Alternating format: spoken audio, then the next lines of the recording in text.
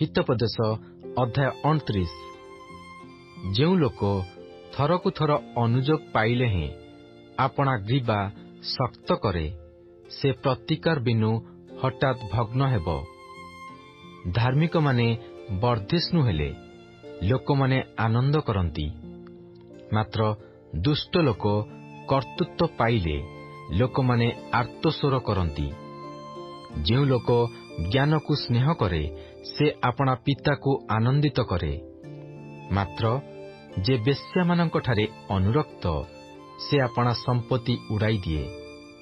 ରାଜା ସୁବିଚାର ଦ୍ୱାରା ଦେଶ ସୁସ୍ଥିର କରେ, ମାତ୍ର ଯେ ଉପହାର ପ୍ରିୟ, ସେ ତାହା ଉଜାଡ଼ି ପକାଏ। ଯେଉଁ ଲୋକ ଆପଣା ପ୍ରତିବାସୀର ଚାଟୁବାଦ କରେ, ସେ ତାହାର ପାଦ ପାଇଁ ଜାଲ ପ୍ରସାରେ। ମନ୍ଦ ଲୋକର ଅଧର୍ମରେ ଫାନ୍ଦ ଥାଏ, ମାତ୍ର ଧାର୍ମିକ ଗାନ ଓ ଆନନ୍ଦ କରେ। ଧାର୍ମିକ ଲୋକ ଦିନହୀନମାନଙ୍କ ଗୁହାରି ବିଷୟରେ ବିଜ୍ଞ, ମାତ୍ର ତାହା ଜାଣିବା ପାଇଁ ଦୁଷ୍ଟ ଲୋକର ବୁଦ୍ଧି ନାହିଁ। ନିନ୍ଦକମାନେ ନଗରକୁ ପ୍ରଜ୍ୱଳିତ କରନ୍ତି, ମାତ୍ର ଜ୍ଞାନୀମାନେ କ୍ରୋଧ ନିବାରଣ କରନ୍ତି।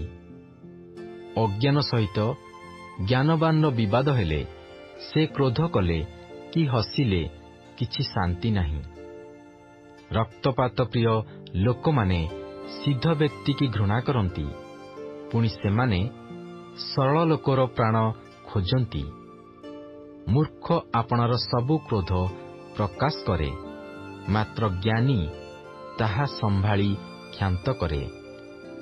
ଶାସନକର୍ତ୍ତା ଯେବେ ମିଥ୍ୟା କଥାରେ କାନ ଡେରେ, ତେବେ ତାହାର ସେବକ ସବୁ ଦୁଷ୍ଟ ହୁଅନ୍ତି।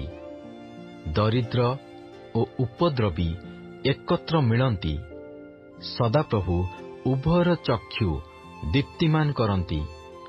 ଯେଉଁ ରାଜା ବିଶ୍ୱସ୍ତ ରୂପେ ଦିନହୀନମାନଙ୍କର ବିଚାର କରେ, ତାହାର ସିଂହାସନ ସଦାକାଳ ସୁସ୍ଥିର ହେବ। ବାଡ଼ି ଓ ଅନୁଯୋଗ ଜ୍ଞାନ ଦିଏ, ମାତ୍ର ପିଲାକୁ ତାହାର ଇଚ୍ଛାରେ ଛାଡ଼ିଦେଲେ, ସେ ତାହାର ମାତାକୁ ଲଜ୍ଜା ଦିଏ।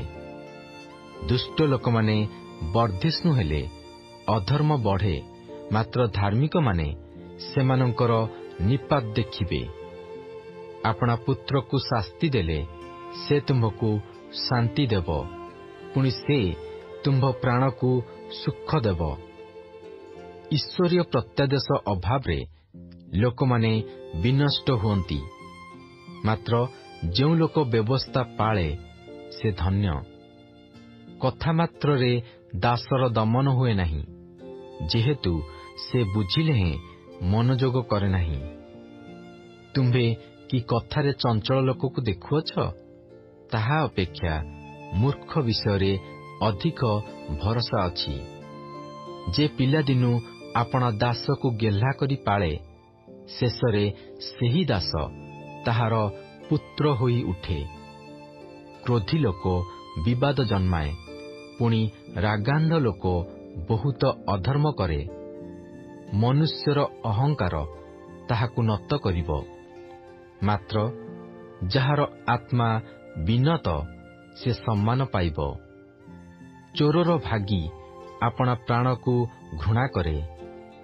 ସେ ଋଣ କରାଇବାର କଥା ଶୁଣେ, କିନ୍ତୁ କିଛି ପ୍ରକାଶ କରେ ନାହିଁ।